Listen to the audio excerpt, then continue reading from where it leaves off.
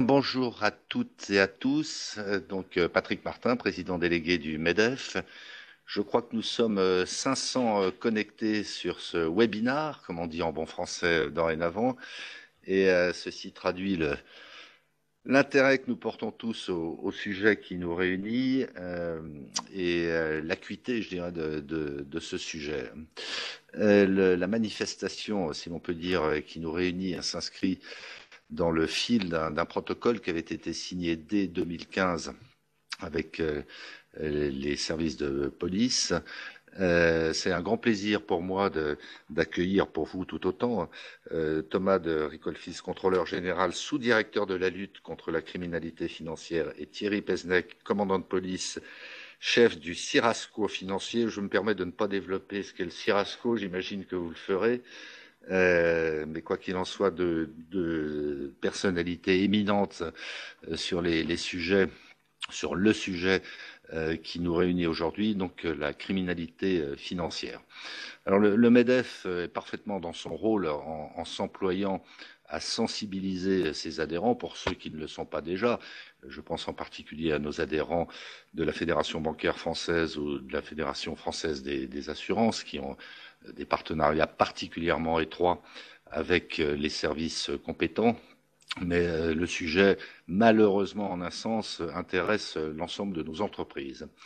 C'est la raison pour laquelle nous allons multiplier les occasions d'échanger, d'informer nos adhérents sur cette menace bien réelle, très concrète et croissante sur nos entreprises, quel qu'en soit le secteur d'activité, quelle qu'en soit la taille. Et je vais me permettre un commentaire particulier pour vous dire, mais vous n'avez pas le moindre doute, que ce sujet est tout sauf théorique. Étant moi-même dirigeant d'une ETI, dans un secteur d'activité qui n'est pas particulièrement technologique, qui n'est pas particulièrement exposé à la concurrence internationale, puisqu'il s'agit de la distribution B2B essentiellement. Je peux vous dire que mon entreprise, dont le siège social est à Bourg-en-Bresse, donc c'est encore plus obscur si l'on peut dire, ma propre entreprise donc fait l'objet au fil du temps et de manière de plus en plus intensive d'attaques de ce point de vue qui peuvent prendre différentes formes. Comment appelle-t-on ça, l'escroquerie aux chefs d'entreprise, enfin comment appelle-t-on ça, faux président. Alors je suis le vrai président, pas ici, mais dans mon entreprise, de la cybercriminalité et ainsi de suite, avec des risques majeurs auxquels, pour l'essentiel, ma propre entreprise a échappé jusque-là, jusqu'au jour où elle n'y échappera pas. Et immanquablement, ça renvoie, pardon de continuer sur cet exemple vécu, ça conduit mon entreprise à engager des investissements importants, à mettre en place des dispositifs coûteux, mais absolument nécessaires pour essayer, autant que faire se peut, de contrer ces menaces. En vous donnant cet exemple relatif, je veux simplement signifier que tout le monde est dorénavant concerné et que ça renvoie donc à la nécessité que le MEDEF sensibilise ses adhérents, en tout cas ceux qui ne le sont pas déjà, et facilite la relation avec les services d'État compétents pour prévenir, pour poursuivre le cas échéant ce type de délinquance. Ça s'inscrit d'ailleurs parfaitement dans le fil, outre de cet accord de 2015 que j'ai déjà évoqué, de ce que Geoffroy Roux de Bézieux a mis en place dès après son élection en 2018, c'est-à-dire le comité devenu entre-temps commission, ce qui dans la hiérarchie de notre organisation est plus important encore, souveraineté et sécurité économique, ce qui a pu surprendre à cette époque, et notamment la souveraineté, mais ça recouvre également la sécurité. Et nous ne sommes pas surpris, mais d'une certaine manière et paradoxalement satisfaits de voir combien nos adhérents souhaitent s'impliquer dans les travaux de cette dorénavant commission souveraineté et sécurité économique. C'est bien la démonstration, et tant mieux d'une certaine manière, qu'il y a dorénavant une forte sensibilité des entreprises à ces sujets qui deviennent d'importance majeure. Je voudrais simplement terminer en disant que cette collaboration a des conséquences pratiques. Il y a un certain nombre de cas qui ont pu être prévenus ou empêchés grâce à cette collaboration, grâce au travail qui a été mené en amont entre les services de sécurité et les entreprises. Et il y a d'autres cas que celui de ma propre société où l'efficacité des dispositifs qui ont été mis en place à partir d'une pédagogie partagée ont fait la démonstration donc de leur efficacité. Voilà ce que je voulais dire en vous remerciant l'un et l'autre de votre présence. Je crois qu'on n'en fera jamais assez sur ce sujet. Malheureusement, on a tout lieu de craindre que cette forme de délinquance s'amplifie, s'accentue, se sophistique au fil des ans, parce que notre planète n'est pas peuplée que de gens bienveillants. Et donc, quand on voit les conséquences existentielles, dans certains cas, que cette délinquance peut avoir sur nos entreprises, eh bien, c'est un risque majeur qui se doit d'être traité au même titre que d'autres formes de risques, hein, qui peuvent être de caractère sanitaire. On est malheureusement placé pour le savoir actuellement. Un risque de concurrence loyale, et ça, c'est dans l'ordre des choses. Et je dirais que nous l'assumons parfaitement. Et puis d'autres types de risques qui, eux, nous dépassent. Voilà donc ce que je souhaitais vous dire, en vous remerciant de votre présence, en remerciant plus encore nos deux intervenants, à qui je vais maintenant céder la parole. Je crois que c'est à vous. Merci beaucoup, Monsieur Martin. Et je remercie aussi le MEDEF de cette invitation et de cette occasion qui nous est donnée de présenter l'action de la police nationale et plus particulièrement de la police judiciaire en matière, cette fois-ci, on ne sera pas dans une présentation du système répressif, mais vraiment de la prévention, parce qu'on a quand même la police, une double casquette, effectivement répressive, mais aussi préventive. Et là, notre idée, le message que l'on veut véhiculer, ce sont des messages de prévention et aussi se faire connaître auprès de vos adhérents et aussi pour nouer des contacts pour le futur, parce que je pense qu'il est important que le monde du public et le monde du privé créent des ponts, d'où on a cette convention. On a signé aussi d'autres conventions avec d'autres administrations, mais ce lien entre le monde du public et le monde du privé est important parce qu'on a chacun un rôle à jouer pour prévenir ces atteintes contre les intérêts économiques français, alors qui peut être parfois très stratégique, hein, d'où notre présence aujourd'hui. Donc notre intervention va se diviser un peu en deux parties. Dans un premier temps, je ferai une présentation un peu du dispositif de la police judiciaire en la matière, et puis je laisserai la parole à Thierry Pézenec, et puis après on répondra aux questions, avec beaucoup de plaisir. D'abord, je dirais que toute la criminalité est financière. Et ça, c'est très important à dire. Souvent, on a tendance à prendre la criminalité sous l'angle du fait divers, qui va faire la une des journaux ou de la criminalité organisée. Mais tout ça, voilà, c'est du sensationnel. Derrière, il faut savoir que la criminalité, c'est une véritable entreprise qui cherche à faire des profits illicites et à recycler ses produits illicites. Et donc, notre approche, c'est de dire que toute criminalité, finalement, est financière et elle gère des montants faramineux. Voilà, hein. Je prends par exemple pour le montant du chiffre du trafic de stupéfiants en France, c'est estimé à environ 3 milliards d'euros par an, donc c'est énorme. D'où d'ailleurs notre devise latine, dans laquelle nous mettons sur la première page de notre présentation, pour dire que toute criminalité est financière. Il y a peut-être juste le crime passionnel qui ne l'est pas, et encore qu'il peut y avoir un divorce avec des intérêts financiers extrêmement importants. Voilà, donc le dispositif de la DCPJ, rapidement. Donc la direction centrale de la police judiciaire, c'est une petite direction de la police nationale, hein, on est à peu près 6000. Vous aurez tous les chiffres, hein, parce qu'on vous laissera la présentation et puis les documents afférents. La direction centrale de la police judiciaire a été créée en 1907, hein, c'est une direction jeune, on va dire, hein, par rapport à... C'est assez jeune, elle avait été créée par Clémenceau, hein, pour déjà lutter contre les phénomènes de criminalité organisée, financière, plus à l'époque, il fallait s'adapter à la modernisation des délinquants qui utilisaient la voiture. On se rappelle des brigades du Tigre. Voilà. Et c'est le profil de Clémenceau que vous avez avec le Tigre, voilà. Puis c'est lui qui a été l'initiateur de la police judiciaire. Donc la police judiciaire, je laissais là les quelques images de présentation globale du dispositif, mais je ne vais pas rentrer dans le détail, ça aurait peu d'intérêt.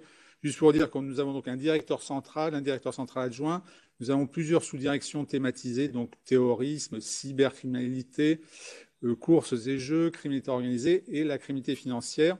On s'appuie à la fois sur des organes centraux, j'y reviendrai, des offices centraux thématisés, et puis aussi on a un maillage territorial important, puisqu'on a 57 implantations territoriales, grosso modo les grandes agglomérations françaises, ainsi qu'en Outre-mer, en Martinique et Guadeloupe. Voilà, donc là, vous avez une petite cartographie qui vous présente notre dispositif. Ce qui veut dire que pour vos adhérents en territoire, ils peuvent s'adresser à un service de police judiciaire de province qui sera un référent pour eux si malheureusement ils sont victimes d'un faux ordre de virement ou d'une escroquerie. Voilà, donc on vous laissera l'ensemble de la documentation. La DCPJ, donc quelques chiffres clés, je ne vais pas m'appesantir non plus, on est à peu près 5700.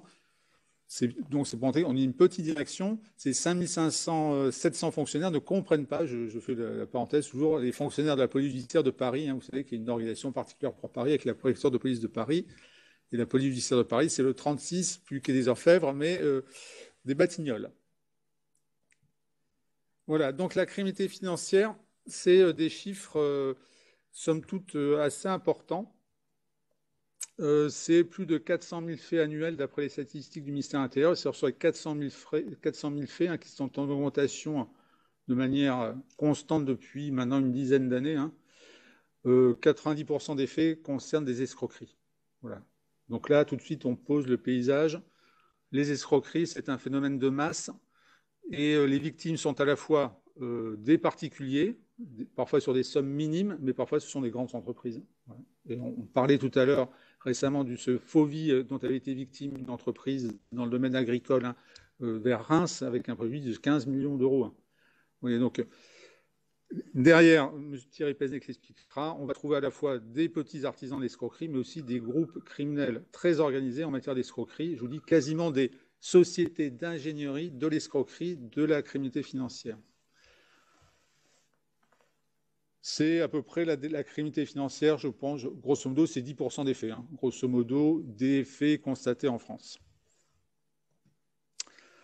Donc, au sein de la direction centrale de la police judiciaire, on a créé en 2019 une sous-direction dédiée à la lutte contre la criminalité financière. Alors, ça ne veut pas dire qu'auparavant, il n'existait pas de structure, mais les entités qui étaient dédiées à cette thématique étaient fondues dans une autre structure, qui était une sous-direction qui avait, comme on l'aime bien dans l'administration, un nom un peu compliqué. Donc en 2019, au regard de l'évolution de la criminalité financière depuis 2008, voilà, pour nous, 2008 est une date importante, c'est un marqueur. 2008, c'est la crise financière qui nous vient des États-Unis, qui se répand dans le monde entier, et c'est une prise de conscience à la fois nationale et internationale des dangers et de l'importance de la criminalité financière. Depuis 2008, le dispositif français législatif, réglementaire, mais aussi institutionnel, s'est particulièrement étoffé en matière de criminalité financière.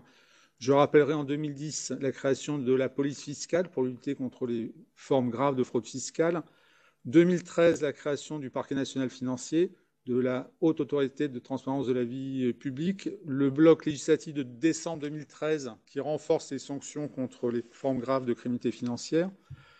2016, la loi Sapin 2, qui est très importante avec la conformité anticorruption, la création de la convention judiciaire d'intérêt public, le renforcement des textes contre la corruption. 2018, la loi contre la fraude, qui concerne plus la fraude fiscale, mais c'est aussi un dispositif. Voilà, c'est important. Donc, il y a quand même tout un mouvement de fond de prise de conscience. Et vous avez aussi, pour ceux qui sont intéressés par la question, des rapports de la Cour des comptes, des rapports parlementaires sur cette question de la criminalité financière. Et au plan international aussi, les textes ont beaucoup évolué. Et la France, par exemple, cette année, est évaluée par le GAFI. Voilà, c'est important. Le GAFI, le groupe d'action financière, évolue le dispositif anti-blanchiment et financement du terrorisme français en 2000 cette année. On attend l'évaluation sur place.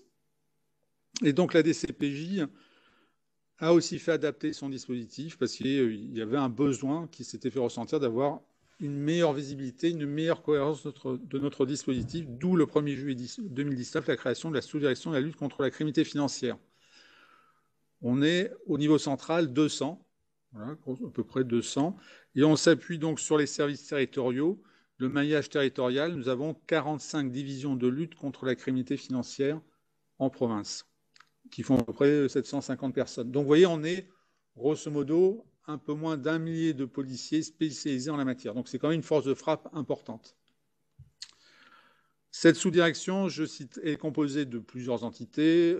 Je m'appesantirai sur les deux offices centraux et sur des unités de support opérationnel. Donc les deux offices centraux, vous avez l'OCELSIF, l'Office central de lutte contre la corruption et les infractions financières et fiscales, qui a été créé en 2013, comme le parquet national financier, qui est spécialisé dans 2 matières, on va dire la lutte contre la corruption, essentiellement la lutte contre la corruption d'agents publics et étrangers, et la lutte contre les présomptions de fraude fiscale, c'est-à-dire les montages de fraude fiscale les plus complexes.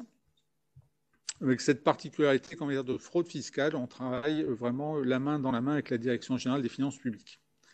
D'autre côté, l'Office central de répression de la grande délinquance financière, qui est plus ancien, qui a été créé après le sommet de l'Arche en 1989, et qui a été créé en même temps que Tracfin, d'ailleurs, et que le GAFI, et qui est composé de plusieurs entités, dont une qui nous intéresse particulièrement, la section de lutte contre les fraudes et les escroqueries.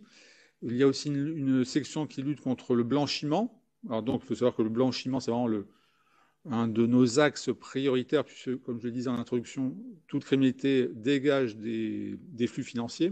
On le voit bien sur nos rangs logiciels ou nos phobies.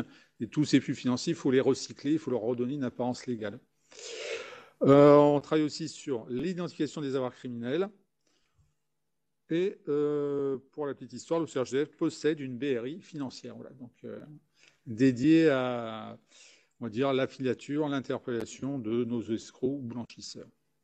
Voilà, donc ce sont tous des policiers spécialisés qui travaillent dans la matière depuis de nombreuses années en général et qui connaissent particulièrement bien les mécanismes qui sont utilisés par nos délinquants. Et puis d'autre part, donc, on a des services d'appui opérationnel, dont le CIRASCO financier, dont Thierry Plesnec le présentera. On a aussi développé une section de la preuve numérique. Bon, ça c'est plus en matière d'investigation pure, mais c'est pour montrer l'importance qu'a pris le numérique. Mais bon, ça c'est genre, on le voit bien dans la salle aujourd'hui, hein, en webinar, les questions se posent via un chat. Voilà, donc c'est un sujet primordial pour les services de l'État. On fait aussi de la formation pour les policiers, etc. Voilà. Donc ça, c'est notre dispositif central avec ces 2 offices. Je pense que si vous êtes victime, votre interlocuteur sera l'OCRGDF, voilà, le CIRASCO financier et la section des escroqueries. Voilà. C'est vraiment l'entité de la police judiciaire qui est en lien avec les sociétés victimes de fraude et d'escroquerie. Sur ce, je vais passer la parole à Thierry Plesnec. Je lui fais l'intermédiaire de la télécommande. Merci, monsieur. Donc le CIRASCO financier, je présentais l'acronyme, qui est un service d'information, de renseignement, d'analyse stratégique sur la criminalité organisée, qui a été créé en décembre 2019 et qui est aussi une émanation du CIRASCO central qui, lui, existe depuis 2009. Pourquoi il a été créé? Très vite, c'est pour étudier la criminalité organisée financière qui était plus ou moins bien suivie en termes de renseignement judiciaire auparavant. Le CIRASCO fait partie du 2e cercle du renseignement, dans la mesure où la DCPJ en fait partie. Et donc, nous sommes en relation avec les directions du 1er cercle et du 2e cercle sur la matière qui nous intéresse. Le dispositif, nos missions, le premier but du CIRASCO est de recueillir, de traiter, de centraliser l'information. Mais au final, c'est bien de la recueillir, le traiter, de la centraliser, il faut l'enrichir, il faut la synthétiser et l'analyser. Et au final, le but de l'analyse, c'est de rendre un état de la menace pour nos autorités administratives, judiciaires, hiérarchiques et politiques, pour ensuite adapter les réponses. Pourquoi ce cirasco financier? Parce que la criminalité organisée, elle a énormément évolué depuis 2000.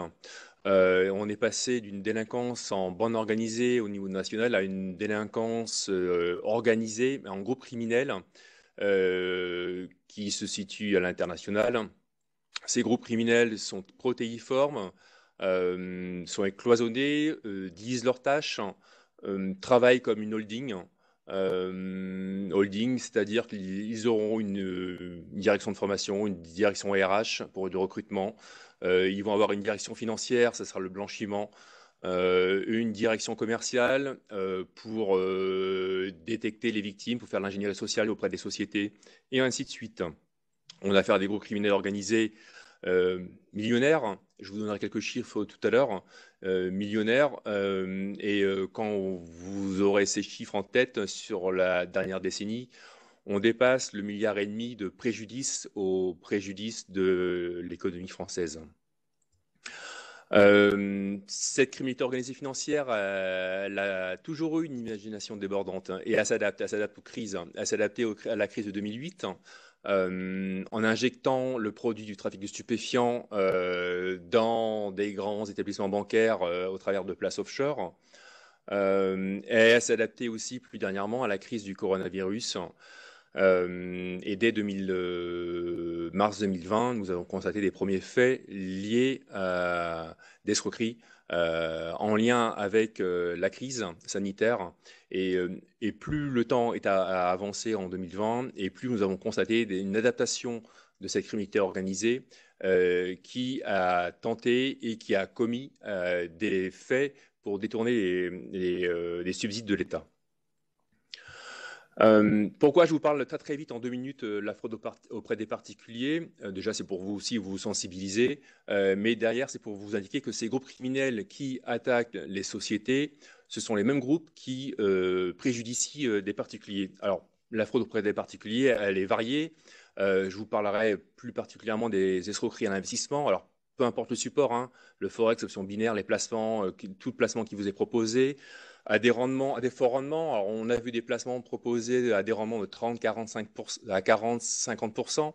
À la force de faire de la prévention avec la CPR et l'AMF, les groupes criminels se sont adaptés et proposent, et vous le constatez régulièrement tous les jours sur Internet, en bas d'un article de presse, des pages de publicité où on vous propose des livrets A à des placements à 4,8, 5%, 6%. Ces placements sont bien moins élevés qu'auparavant dans ce que proposent les groupes criminels.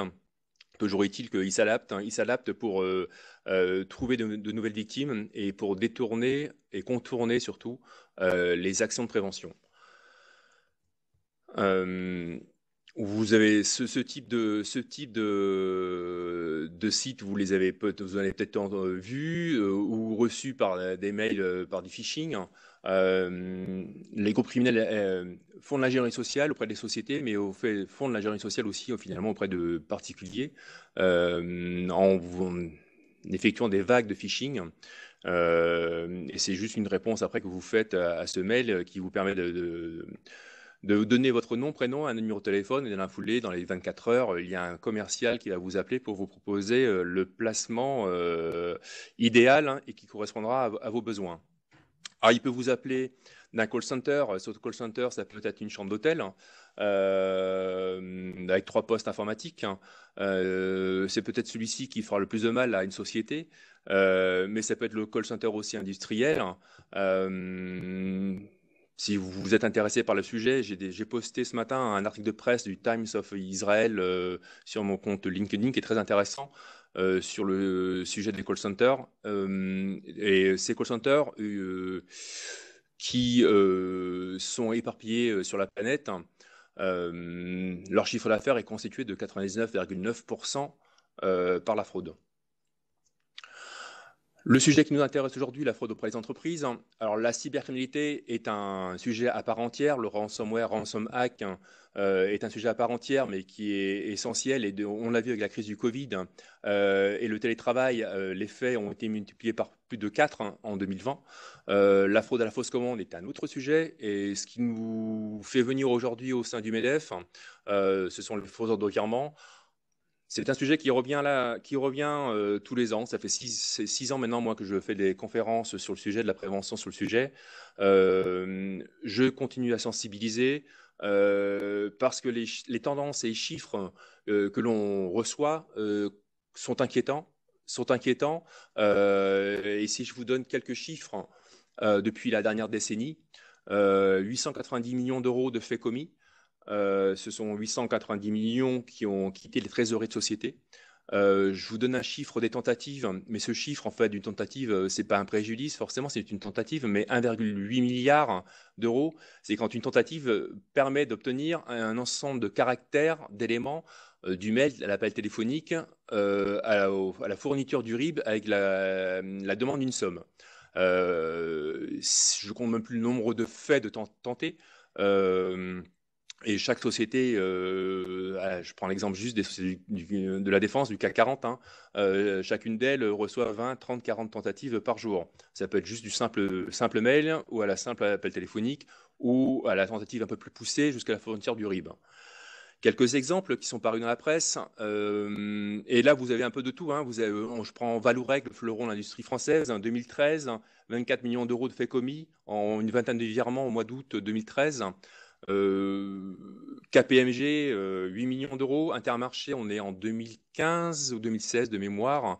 On est sur du. Alors, à Vallourec, on était sur une tentative au faux président. Intermarché, on est sur du changement de RIB. Changement de RIB, pour l'anecdote, enfin, l'anecdote, c'est parce qu'il n'en est pas une, hein, 12 factures qui représentaient 15 millions d'euros. 12 factures qui ont été injectées dans la comptabilité d'Intermarché et l'enquête, et très vite, l'enquête a démontré qu'il y avait 99 factures en attente de paiement. Vous imaginez bien que 12 factures à 15 millions d'euros, si les 99 factures passaient, le groupe Intermarché était plus que mal. Cottage, un bailleur du social du nord de la France, 9,8 millions d'euros. BR Immobilier, c'est une petite PME des Deux-Sèvres. Il y a 3 ans de ça, 44 personnes qui constituent la PME, 1,6 million d'euros de faits commis. En un virement, 1,6 million correspondait à l'ensemble de la trésorerie de la société. 2 mois plus tard, la société est liquidée, 44 personnes au chômage. Je ne vous parle pas des effets dévastateurs, tant sur la santé des gens, des comptables qui ont commis ce type de virement, qui ont commis ce type de virement, qui ont commis ceux ou ces virements sur les instructions d'un escroc, en se faisant passer pour le PDG ou le directeur. Je vous parlerai pas non plus des directeurs financiers ou comptables tombés en dépression, qui sont aussi, il y a aussi des suicides. Hein. Plus proche de nous, Pathé, c'était Pathé Néderlande, PD Pays-Bas. Les escrocs sont passés pour le PDG. Propose une rachat, une OPA sur une société aux Émirats Arabes Unis, fournissent un RIB, demande 18 millions d'euros à Pathé Pays-Bas, qui n'avait pas les fonds, qui contacte la holding à Paris. La holding à Paris effectue un virement de 16 millions d'euros pour alimenter les comptes de Pathé Pays-Bas. Et ensuite, 18 millions repartent vers un compte aux Émirats Arabes Unis et ensuite ailleurs. La SERP Rouen, mars 2020, en plein Covid, la SERP Rouen elle a subi un préjudice de 6,8 millions d'euros. Heureusement, nous arrivons avec Interpol à intercepter, à geler, à bloquer les fonds à Singapour à hauteur de 4,8 millions d'euros. Tout à l'heure, M. Martin vous parlait et M. Dricolti vous parlait des faits plus récents. La CDR en janvier 2021, 15 millions d'euros. Personne n'est à l'abri. Personne n'est à l'abri, que ce soit une administration ou une entreprise du privé. Personne n'est à l'abri. Ça fait depuis 2014 que j'effectue ce type de sensibilisation, de prévention, parce que les chiffres sont dantesques. Si on ajoute à ces chiffres les chiffres au préjudice des particuliers, on dépasse le 1,5 milliard, voire on approche les 2 milliards d'euros de préjudice sur la dernière décennie. Vous voyez l'évolution, donc on prend juste le diagramme avec les chiffres en bleu. 150 millions en 2014, on ne savait plus comment faire pour diminuer ces faits commis. Et on a mis en place des actions de prévention et aussi un protocole avec le MEDEF très très vite pour sensibiliser au plus vite déjà les grandes banques, hein, tous les banques de la place parisienne, pour qu'elles-mêmes sensibilisent leurs propres clients. Puis ensuite, on a commencé à réaliser ce type de conférences et pour sensibiliser le grand public, les entrepreneurs, les directions financières. Et vous voyez que les chiffres parlent d'eux-mêmes, puisqu'on arrive à faire baisser ces faits. En parallèle, des enquêtes judiciaires sont menées avec des interpellations à l'étranger, des condamnations. Et ce sera aussi ça apparaîtra ma conclusion. Il ne faut pas penser que la police arrivera en tant que comme le pompier pour éteindre le feu. Et vous comprendrez très vite que la réactivité sera importante et la prévention, la sensibilisation est importante. Ne pensez pas que la police, que le monde judiciaire pourra rattraper et récupérer des fonds assez vite. Et cette prévention, quand elle fonctionne, on voit les chiffres jusqu'en 2016 qui descendent jusqu'en 2017, qui arrivent à leur plus bas. 2017, là, pour la parenthèse, hein, c'est qu'en 2017, nos groupes criminels s'accentuent pour préjudicier plus des personnes physiques. Notamment, on était en pleine euphorie des placements sur le Bitcoin, où de août 2017 à décembre 2017, hein, le Bitcoin passe de 3 000 $ à 18 000 $. Et donc, les escrocs en profitent, font des campagnes de phishing, et obtiennent des listings de clients, de potentielles victimes, et ils se focalisent, hein, sur ce type de placement. Et puis, la nature humaine, elle laisse caler aussi. La sensibilisation, elle fonctionne que s'il y a des piqûres de rappel. C'est comme le vaccin. S'il n'y a pas de piqûre de rappel, le virus, il attaque, hein. Et je vais être aussi peut-être l'élément anxiogène de l'après-midi, j'en suis désolé. Mais la prévention, elle ne fonctionne que s'il y a des piqûres de rappel. Et on s'est rendu compte et moi je m'en suis rendu compte parce que pour suivre ce type de prévention depuis 2014, hein, jusqu'en 2016-2017, il y a eu énormément de prévention, et on a eu énormément de demandes, et puis on a eu une baisse de la prévention, peut-être une baisse de la sensibilisation. Peut-être aussi que le monde entrepreneurial pensait que ça n'arrive qu'à son voisin. Et on revoit les faits remonter, 2018-2019. Et puis arrive la crise du Covid et la crise sanitaire et la crise économique de 2020. Et vous voyez que les chiffres explosent. On passe de 90 millions d'euros de faits commis à 115 millions d'euros. Les chiffres ne sont pas exhaustifs, mais ça reste une tendance. Et si vous faites la comparaison avec les chiffres de 2019, par rapport à la même période, mars-avril 2019 et mars-avril 2020, vous voyez que les chiffres ont doublé en termes de faits commis. Et je ne vous parle même pas des faits tentés. Je me permets une question en vous interrompant. Les chiffres que vous communiquez ne prennent pas en compte le préjudice que je qualifierais d'industriel. C'est-à-dire que dans le cas d'un ransomware, quand vous avez une usine qui est mise à l'arrêt, je pense au cas d'un de nos adhérents implanté dans l'Est de la France qui a été attaqué au mois de décembre et qui a dû mettre à l'arrêt son usine parce que son système informatique était bloqué pendant 3 semaines. Vous ne chiffrez pas ce préjudice-là, le préjudice d'exploitation. Non, jamais. Ça peut aller très au-delà. Tout à fait. On sait qu'il y a des grands groupes français qui ont été attaqués il y a quelques années, Renault, Saint-Gobain, alors qu'on n'a pas payé, hein, mais qui ont essuyé des centaines de millions d'euros de préjudice. De préjudice matériel, opérationnel, oui, tout à fait. Non, pas du tout. Hein. C'est juste là, c'est du virement indu, pur. La boîte outils, on va se mettre 5 minutes dans la peau d'un escroc, d'un groupe criminel, hein, ils vont agir beaucoup par la persuasion et la manipulation. Vous connaissez, hein, l'escroquerie, elle est basée sur l'ingénierie sociale, pourquoi pas sur les logiciels malveillants. Ils usurpent l'identité de cabinets d'avocats, de notaires, de policiers, de magistrats, de douaniers, ils usurpent l'identité de PDG, de directeurs financiers. Ils anonymisent leur appel téléphonique, leur mail. Hein. Il n'y a rien de plus facile de créer un nom de domaine. MEDEF, alors je n'ai pas fait la recherche, si medef.com était réservé.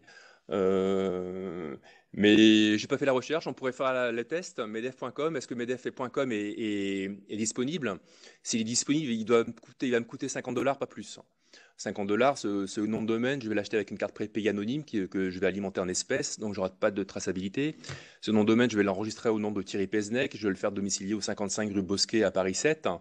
Et je me retrouve avec un nom de domaine et je vais pouvoir faire passer pour monsieur Patrick Martin, patrick.martin@medef.com.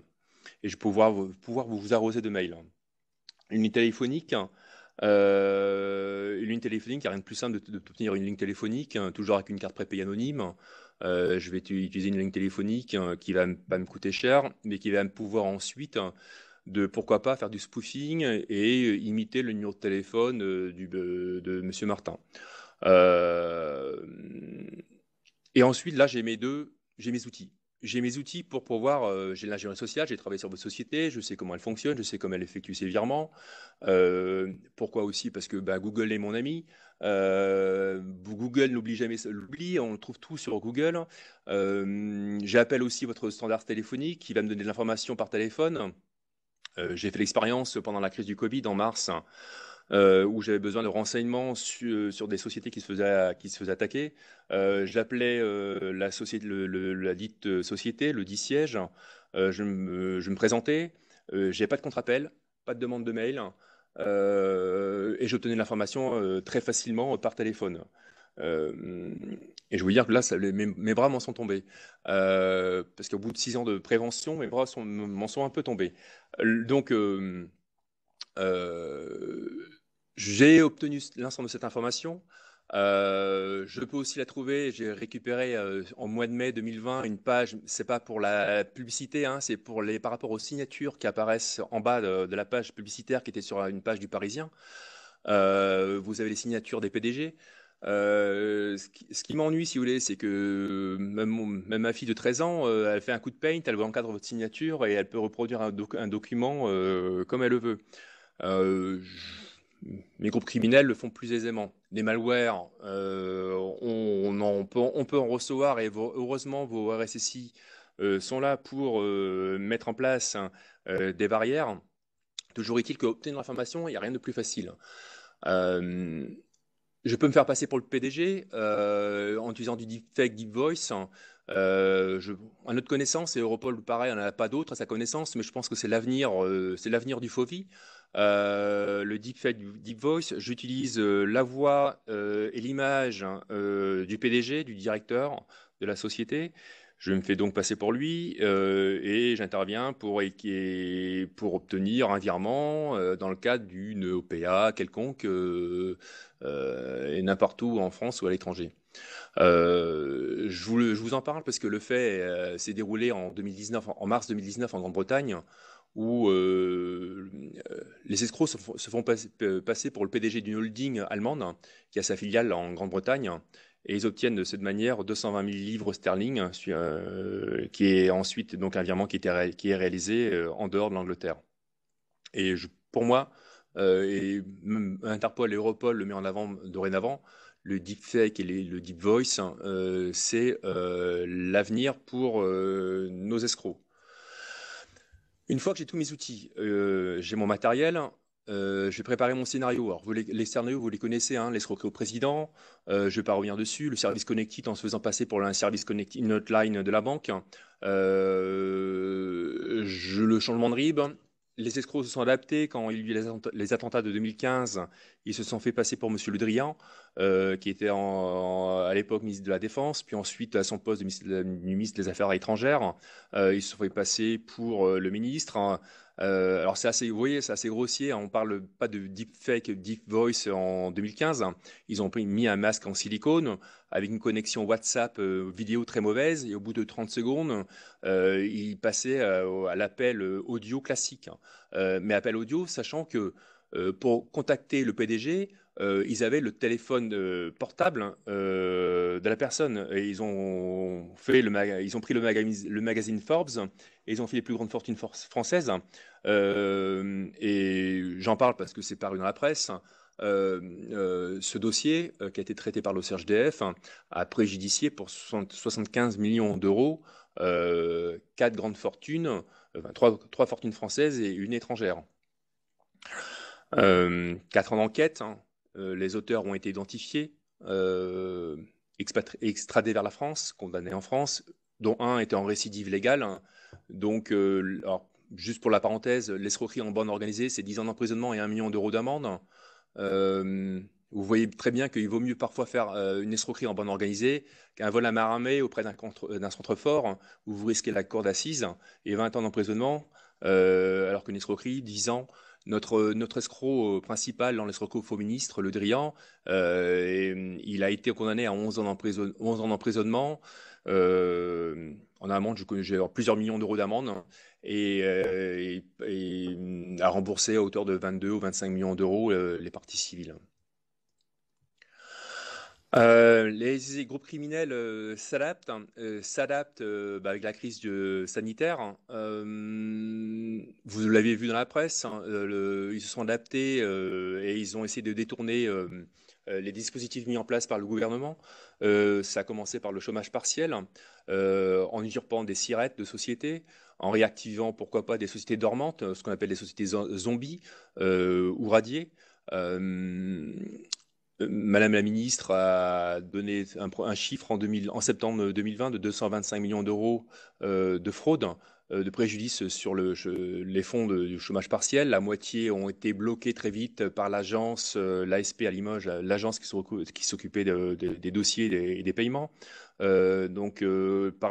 le reste, la plupart des fonds des faits commis ou tentés sont suivis en judiciaire, tant par la police que par la gendarmerie. Je vous donne juste un pourcentage. On est sur par rapport aux 225 les 25 milliards mis à disposition par l'État français pour le chômage, dans le cadre du chômage partiel.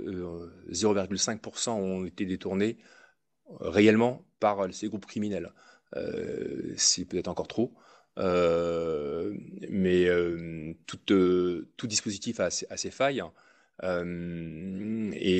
Derrière, sur ces 0,5%, nombre de dossiers arrivent aujourd'hui à maturité et un certain nombre de réseaux se font interpeller.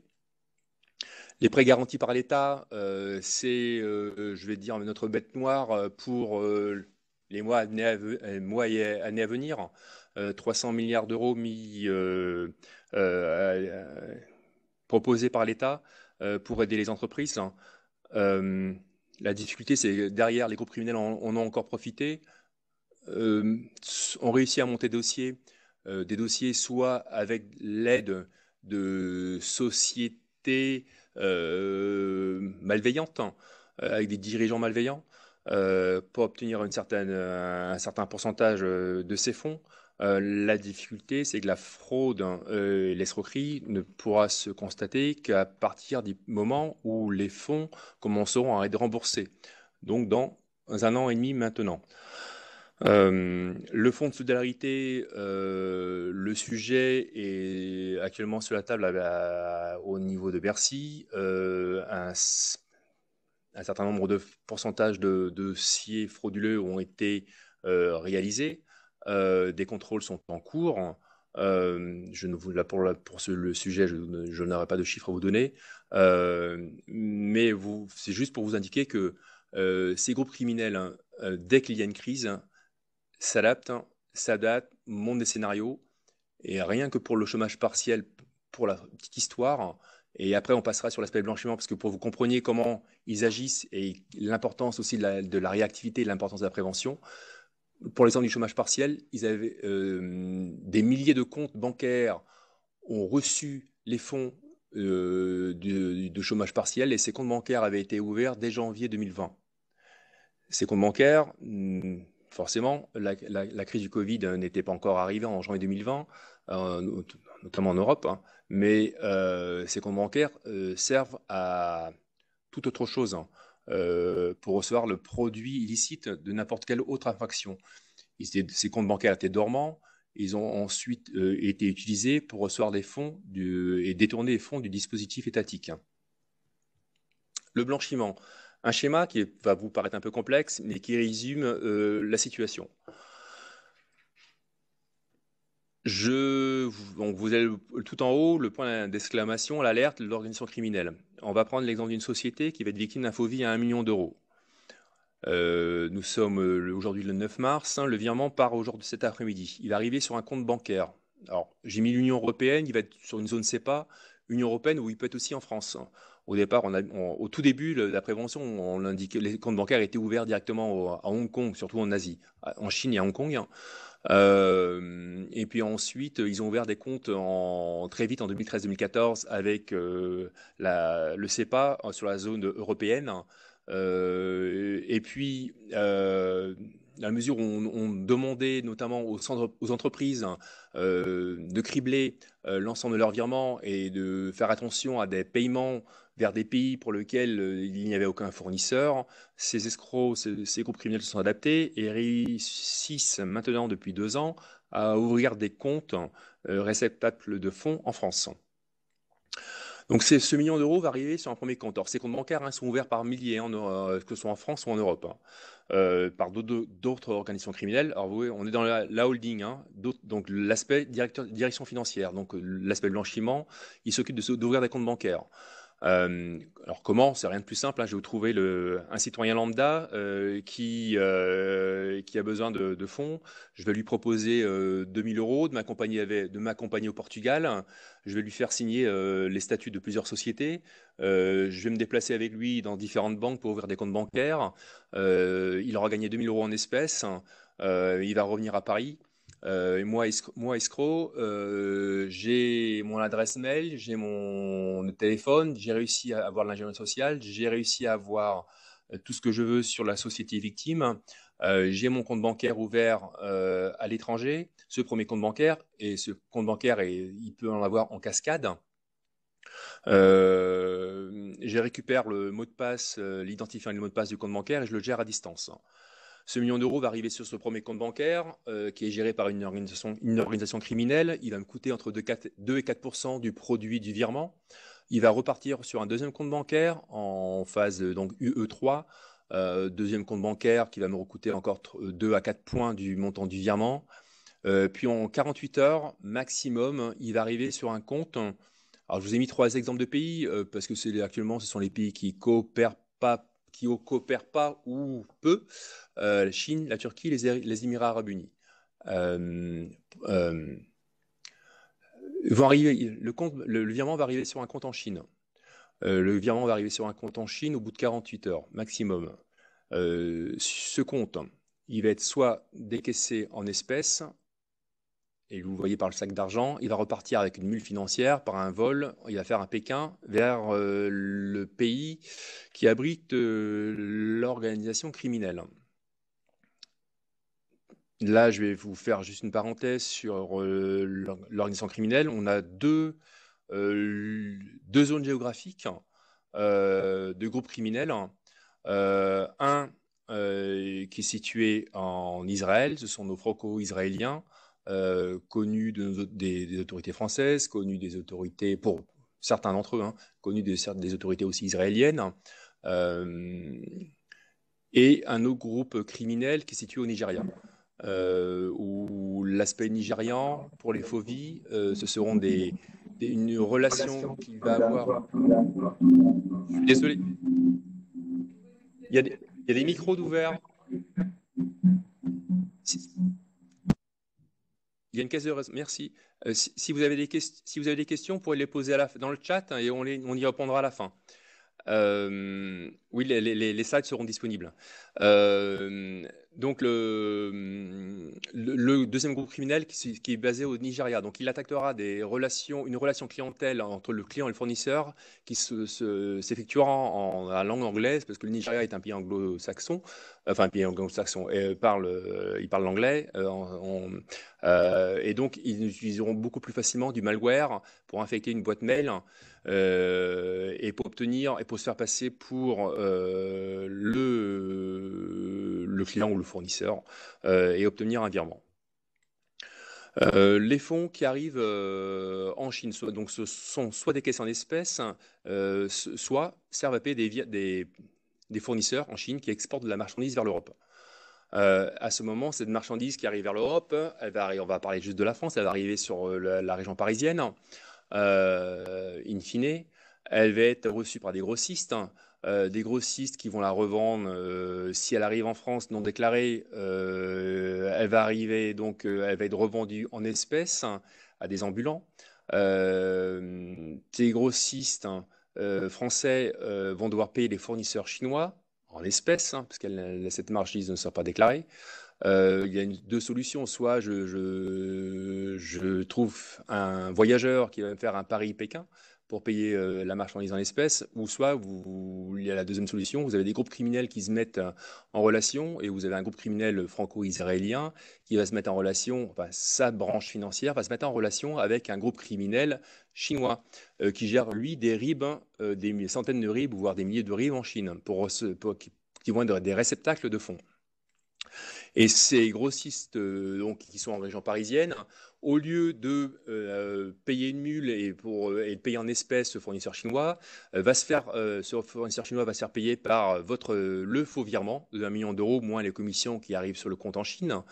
En compensation, le grossiste qui a des espèces à disposition va payer un des complices du groupe criminel qui est situé en région parisienne.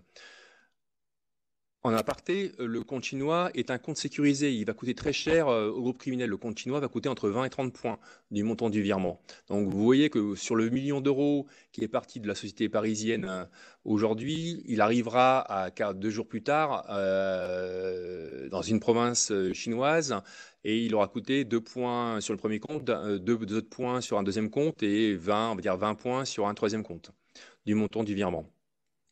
Pour l'instant, on arrive en phase à 3 jours après le virement. 3 jours après le virement, les complices parisiens se retrouvent avec des espèces.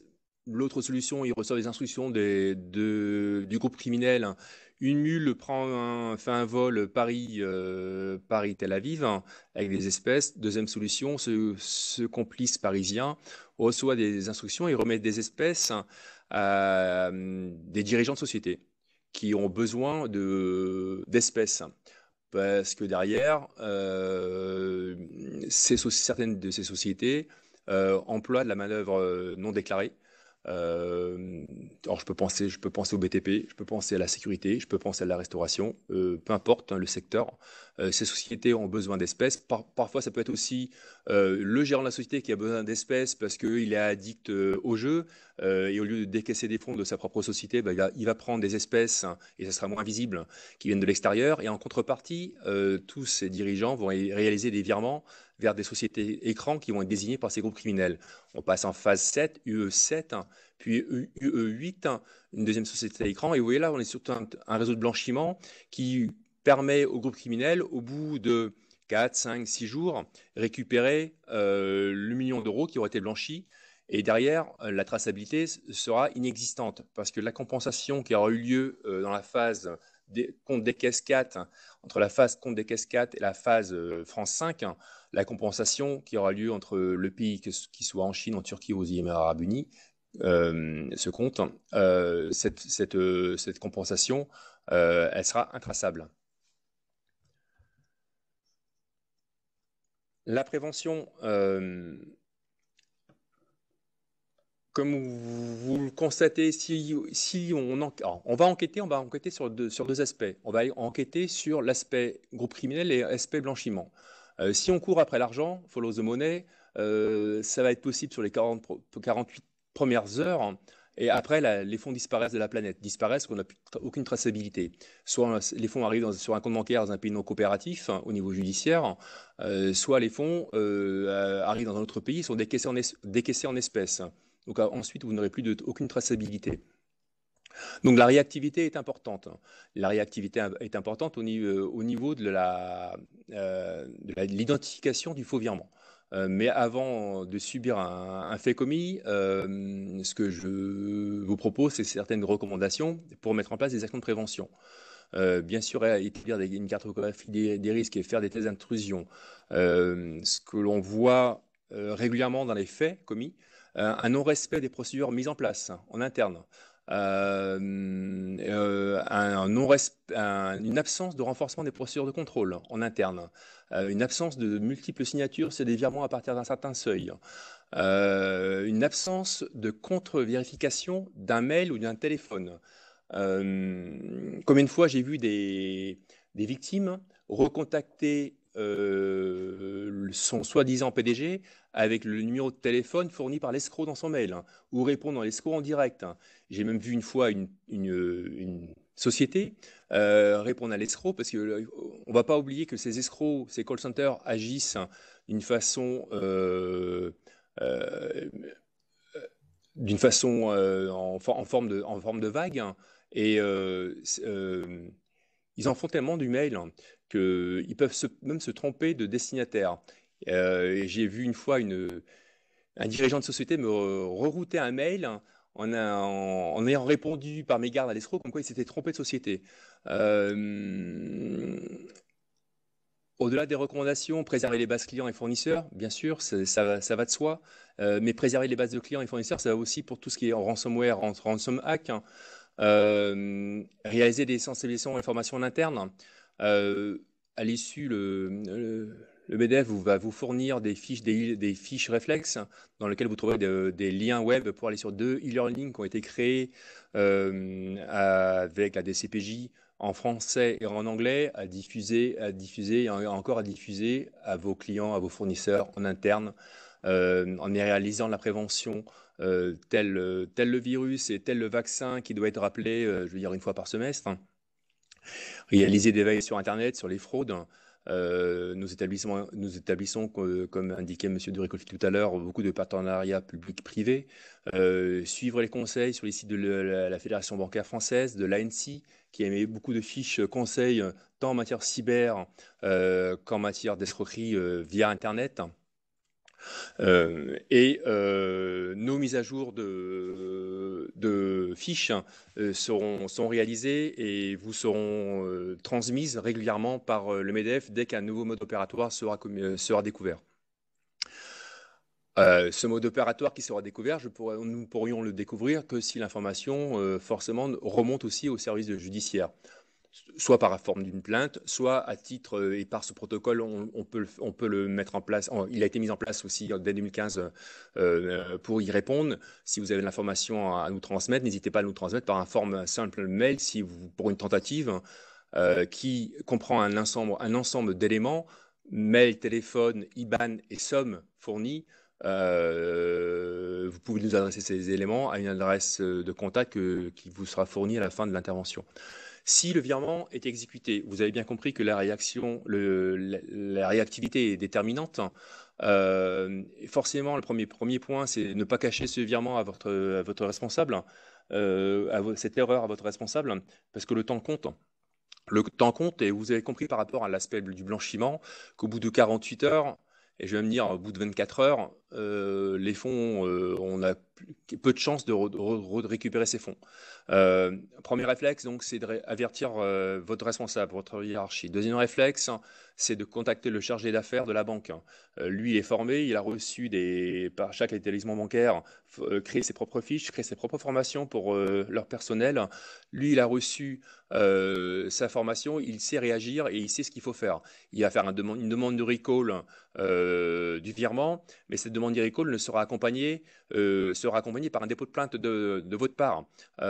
Donc, dans la foulée, chargé de clientèle, troisième point, mais qui doit être en fait par 2 personnes distinctes, déposer plainte avec un maximum d'éléments, comme je l'indique sur le slide, et vous l'aurez aussi dans la fiche réflexe, avec un maximum d'éléments, pour qu'ensuite cette plainte, la copie de la plainte, peut accompagner la demande de recall qui aura été réalisée auparavant.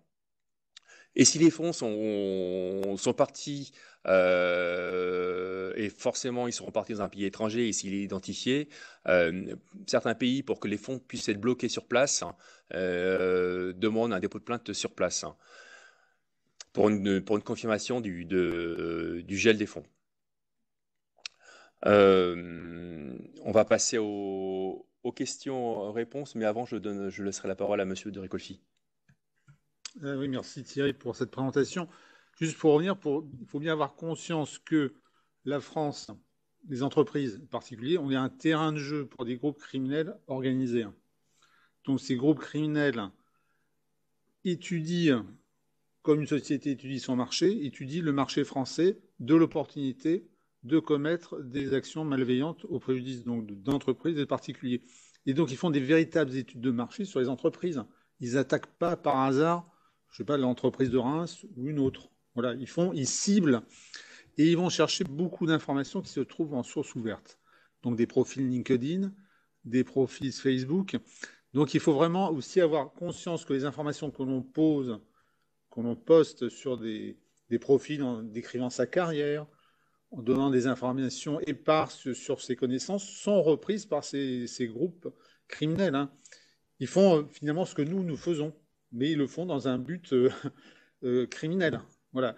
Et ça, il faut vraiment bien être conscience que la société peut être très importante, de taille moyenne, une petite entreprise, et que le préjudice peut être considérable, parce que ça peut aboutir à la fin de vie, à la mort de l'entreprise, avec des gens au chômage, des suicides. Donc je pense qu'il faut vraiment avoir conscience de ça. Et cette criminalité financière, elle est indolore finalement pour le grand public, parce qu'il n'y a pas de cadavre, ça ne crée pas un émoi, ça n'interrompt pas la vie. Finalement, voilà, je revenais sur mon fait divers. Autant un fait divers, ça va nous toucher directement. Bon, une entreprise qui perd 10 millions, bon, on connaît un peu les réactions des gens. Donc, je pense, très important d'avoir conscience de ça et qu'on est tous, on peut être potentiellement une cible, même si on pense être très protégé. Donc, après, la protection, c'est à la fois donc faire de la sensibilisation de l'ensemble de son personnel, hein, des grands cadres aux petits cadres, mais à l'employé aussi, hein, parce que souvent, ils savent par où passer, et évidemment, en plus, ils sont très forts dans la psychologie. Comme je pense que disait Thierry, les demandes de faux ordres de virement vont venir la veille d'un week-end. Et là, on va mettre de la pression forte. On va faire... Il y a l'urgence, on ne peut pas attendre. Il y a tous ces mécanismes et tout ça, c'est bon. Après, c'est à vous de sensibiliser vos employés, vos personnels là-dessus. Mais je pense, voilà, c'est très important. Et cette délinquance a tendance à se développer parce que finalement, ces gens sont derrière. On a vu la photo là. Ils sont dans une chambre d'hôtel, 3 lignes téléphoniques, 3 ordinateurs. Ils agissent à des milliers de kilomètres de la France. Peu de chances de se faire attraper et par contre un retour sur investissement considérable. À l'heure actuelle, les voyous, ils vont plus faire de braquage. Bon, il y en a encore quelques-uns, hein. Et c'est plus ça. C'est trop de risques, déjà physiques. Ce qu'on peut retirer comme bénéfice parfois est mineur. C'est difficile à écouler. Quand on fait une bijouterie, écouler des bijoux, c'est compliqué, hein, parce qu'il faut trouver un reseller qui va démonter la pièce. Là, c'est extrêmement facile parce qu'en plus, le système bancaire mondial n'est pas sécurisé comme en France. C'est pour ça que l'argent part après. Et puis aussi, maintenant, on a aussi l'arrivée des cryptoactifs, des néobanques. Donc tout ça, il y a tout un terrain qui est favorable au développement de cette ingénierie criminelle financière dont sont victimes les entreprises et les particuliers. J'ai quelques questions sur le chat. Quel est le dimensionnement des entreprises les plus touchées? Major, ETI, TPE, PME, artisans. Il n'y a pas de plus ou moins de grandes sociétés, plus petites, moyennes. Le groupe criminel va s'adapter au chiffre d'affaires en fait. Je prenais l'exemple de la PME dans les Deux-Sèvres. Ils se sont juste adaptés au chiffre d'affaires. Vallourec, ils demandent 24 millions d'euros parce qu'ils savent que derrière, Vallourec a la capacité financière de payer 24 millions d'euros en plusieurs virements de 1 million d'euros par chaque fois. Il n'y a pas de petite de dimensionnement précis dans une société. La société à Reims, comptable, qui à la mi-janvier, il réalise un virement de 15 millions d'euros. Voilà, il n'y a pas c'est une petite PME. Il n'y a pas de petite ou moyenne entreprise, hein. C'est juste que le groupe criminel, il s'adapte, hein. Tout comme auprès des particuliers, quand il va obtenir il trouve la bonne victime, il va questionner sa victime sur sa surface financière et il va adapter les virements qui vont être demandés par rapport à la surface financière de la victime. Il s'adapte aux personnes physiques et aux personnes morales et il s'adapte toujours par rapport à la surface financière de la personne. Vont-ils utiliser plus tard la crypto-monnaie pour les paiements? Ils le font déjà pour tout ce qui est ransomware, ransom hack, hein. Le message est de ne pas payer. On sait très bien que beaucoup de sociétés préfèrent payer pour récupérer leurs données. Alors attention, parce que le paiement n'est pas une règle pour récupérer ces données qui ont été hackées ou qui ont été bloquées. Après, ce sont des choix. Mais en termes de phobie, oui, pourquoi pas, ils pourront passer. Et ils ont tenté, moi je me souviens encore il y a 3 ans, 4 ans, où ils demandaient à certaines sociétés de payer en crypto-monnaie, et c'était soit du Bitcoin, soit de l'Ethereum. Enfin, il y avait 3 monnaies de crypto de proposer. Pourquoi pas? Euh, Je lis en même temps les questions, hein. Les chiffres donnés par le Cirasco financier sur les dernières années jusqu'en 2020, 114 millions d'euros, concernent-ils seulement les faux virements? Ça concerne que les faux virements et pas la criminalité financière liée au détournement des aides de l'État. On a une idée du profil des criminels. Ont-ils fait des études? Bah, pour certains, ils auraient peut-être dû. Parce que pour en avoir eu quelques-uns en audition, ça fait 18 ans que j'ai travaillé 18 ans à l'OCRGDF, donc c'est pour avoir eu quelques-uns en audition, surtout des blanchisseurs. Et pour la petite anecdote, hein, ces groupes criminels franco-israéliens, ce sont les mêmes groupes criminels qui ont commis les escroqueries à la taxe carbone en 2008, hein, et qui ont préjudicié l'économie française, hein, l'État français, d'1,5 milliard d'euros de TVA. Et ce sont ces mêmes groupes criminels qui ont été poursuivis, pour certains qui ont été identifiés et qui se sont enfuis dans un pays qui pouvait les accueillir et dans lequel ils ont obtenu la nationalité israélienne très vite, au bout d'1 an. Donc certains d'entre eux sont identifiés, certains d'entre eux, même beaucoup, ont créé leur propre boîte sur leur propre call center, on les appelait comme ça, ont formé les plus jeunes, hein, et ce sont les plus jeunes maintenant qui prennent quasiment la suite, hein.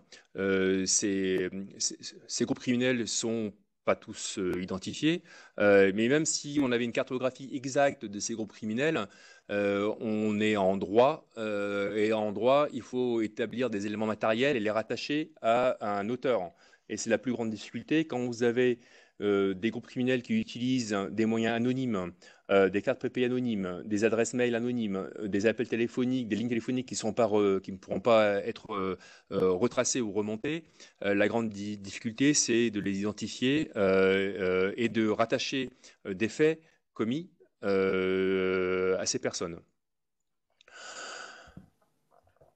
Comment arrivent-ils à être aussi efficaces dans leur stratégie et connaissance du monde des entreprises? Parce qu'ils sont nés dedans, en fait.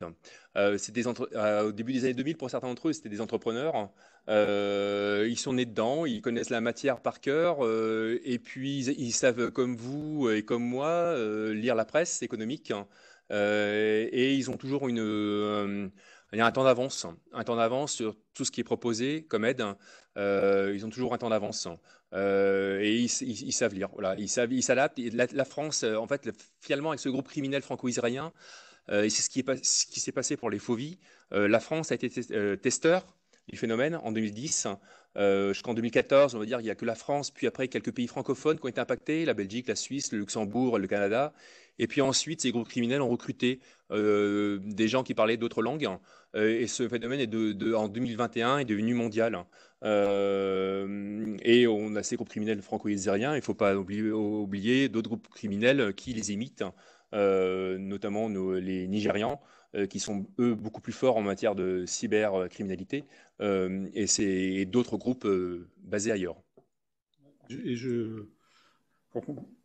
pour compléter, je dirais c'est vraiment c'est leur métier, hein. C'est pas des gens qui s'improvisent, hein. C'est pas le voleur d'opportunités, hein, qui va s'attaquer à une personne sur la voie publique. Ce sont vraiment des gens qui ont conçu des entreprises criminelles et, comme disait M. Pézenec, ils étudient par exemple les textes, par exemple d'aide. La France fait un dispositif d'aide publique. Ils vont décrypter le texte, ils lisent le journal officiel, ils décryptent les textes, ils vont sur les sites gouvernementaux et là, ils vont chercher la faiblesse du dispositif. Ce sont des gens qui sont toujours en recherche de la faiblesse du dispositif, en fait. C'est ça leur force. Alors, on pourrait peut-être les recruter par la suite dans une entreprise, d'ailleurs, parce que je pense qu'ils ont des leçons à donner. Mais ils vont tout de suite, parce qu'ils sont quand même, ces gens, ils sont forts, hein, ils vont tout de suite aller voir où est la faiblesse.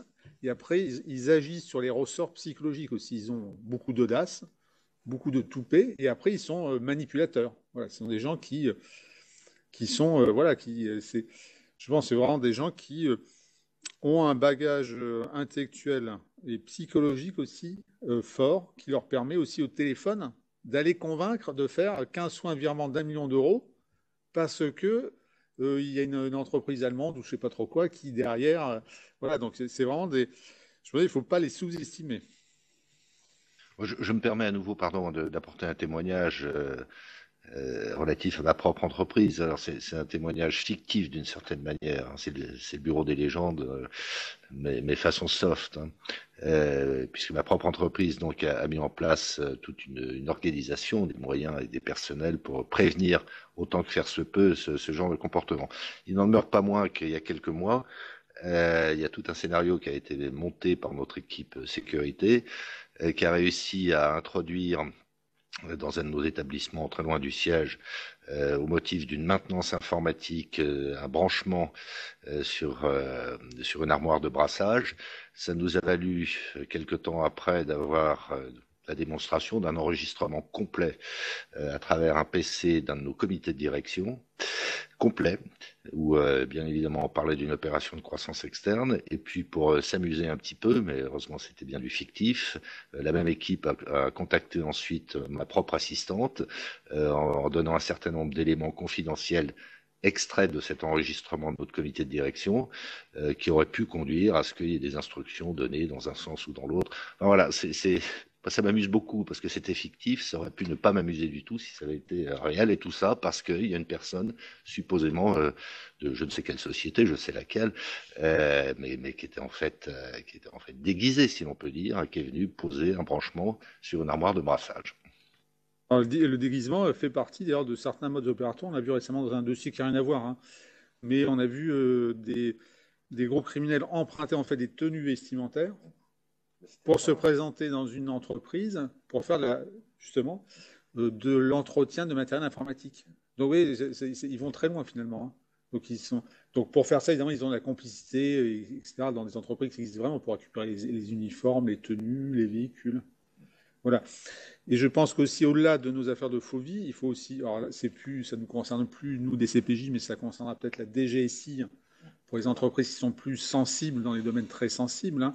Il faut aussi avoir affaire à la DGSI qui viendra expliquer dans les entreprises qui manient défense, informatique, dernier cri, etc. On peut aussi avoir des groupes étatiques, hein, qui peuvent aussi avoir intérêt à faire des attaques de criminalité organisée normale pour déstabiliser une entreprise. On l'a eu, hein, voilà. Donc là, il y a d'autres interlocuteurs étatiques, hein, des GSI, des RSD qui prendront le relais, hein. Mais il ne faut pas aussi ne pas négliger aussi on peut avoir des groupes criminels opportunistes pour leur propre poche, mais aussi on peut avoir des groupes criminels obéissant à d'autres entreprises dans un domaine on est dans la concurrence aussi, il ne faut pas se cacher, hein. Il y a la guerre économique, il y a des parts de marché, et tout ce qui est mauvais pour une société est bonne pour un autre concurrent quelque part, peut-être ailleurs dans le monde, parce qu'un marché public se prépare, un marché privé se prépare, voilà.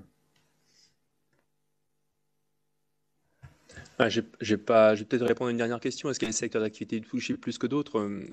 Non, en fait non. C'est une question qui revient régulièrement. Ou un secteur régional une région qui est plus touchée que d'autres, je vous dirais non plus. Ils sont opportunistes. Ils sont opportunistes et ils vont essayer. Ils vont essayer sur une attaque, enfin des tentatives sur une centaine de sociétés, et sur une centaine, il y en a bien deux, trois pour lesquelles ils arriveront à leur fin. Donc ils sont vraiment opportunistes, hein. C'est la production en usine. Ils envoient des centaines de mails, ils passent des centaines de coups de téléphone. Et c'est la production en usine, et ça permet sur cette masse d'avoir un, deux, trois virements. Qui permet de réussir leur, leur affaire. Existe-t-il une dernière question. Existe-t-il une assurance pour indemniser en cas de fraude? C'est plus mon dossier, c'est plus mon sujet. Allez vous renseigner sur. Il y en a forcément. Chaque fraude ou chaque type de fraude, il y a des propositions derrière pour avoir des couvertures. C'est plus du tout le sujet de l'intervention. Moi, je vous remercie pour votre attention. Merci pour l'invitation. Bon, pour terminer, oui, s'il n'y a pas d'autres questions, je pense maître mot, c'est vigilance, sensibilisation de vos collaborateurs. Pardon. Non, Vigilance, sensibilisation de vos collaborateurs à tous ces risques de fraude. Voilà, parce que dès qu'il y a de l'argent, il y a des gens qui sont intéressés par l'argent et et pour finalement s'enrichir à votre insu. Voilà, je pense aussi la réactivité, dès lors qu'il y a une fraude, la réactivité, il ne faut pas attendre. Voilà. Il ne faut pas cacher. Je pense qu'il faut tout de suite prendre la tâche avec un service de police. Alors, ça peut être un service de police de premier rang, un commissariat de police, une brigade de gendarmerie, ou nous-mêmes, on peut nous joindre, mais il faut tout de suite appeler, parce que, comme on l'a vu tout à l'heure, plus on agit vite, surtout sur les fausses ordres de virement, etc., plus on a de chances de faire du recall. Ce matin, il y a eu, Thierry a géré un recall à 200 000, hein. Voilà, donc vous avez pu récupérer, je pense, avec la banque, là, ça s'est passé dans la semaine, là, vous avez récupéré 200 000 euros. Mais parce que là, pourquoi? Parce que finalement, grâce à une réunion comme celle-ci, on a pu nouer des contacts directs avec certaines entreprises, donc ils ont eu le réflexe de tout de suite appeler, donc on a pu récupérer l'argent. Donc je pense la réactivité et ne pas... Bon, je sais qu'il y en a qui préfèrent ne pas dévoiler, etc., mais je pense que plus on va pouvoir porter à la connaissance de l'autorité publique ces faits-là, plus on va être en capacité, nous, de réagir. Voilà. Je pense pas à peine de garder, parce que en plus, ça va donner de l'idée à nos groupes criminels qui vont dire, bah, finalement, ils ne disent rien, on est payé, voilà, donc voilà, on continue notre activité. Il faut, pour que ça s'arrête, ou limiter le phénomène, que ce soit rendu public et que nous puissions intervenir.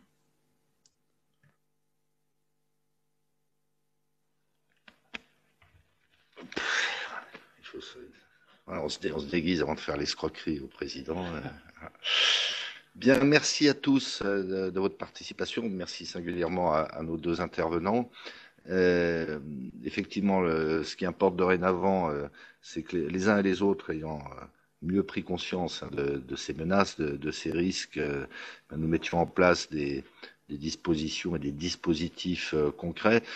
Pour ce qui concerne le MEDEF, en accord avec vous-même, nous allons diffuser largement toutes ces informations, comme on a déjà pu le faire dans le passé sur d'autres informations, et en particulier toutes les fiches de sensibilisation et les coordonnées des interlocuteurs, notamment en région, hein, qui sont mieux à même de traiter ces situations. Vous évoquiez les commissariats de police ou les brigades de gendarmerie. Je crois savoir que, y compris à cet échelon, il y a une sensibilisation des équipes, mais bien évidemment, compte tenu de la sophistication et de la technicité de cette forme de délinquance, je crois qu'il est important d'être rapidement mis en contact avec des spécialistes. C'est ce à quoi nous allons contribuer.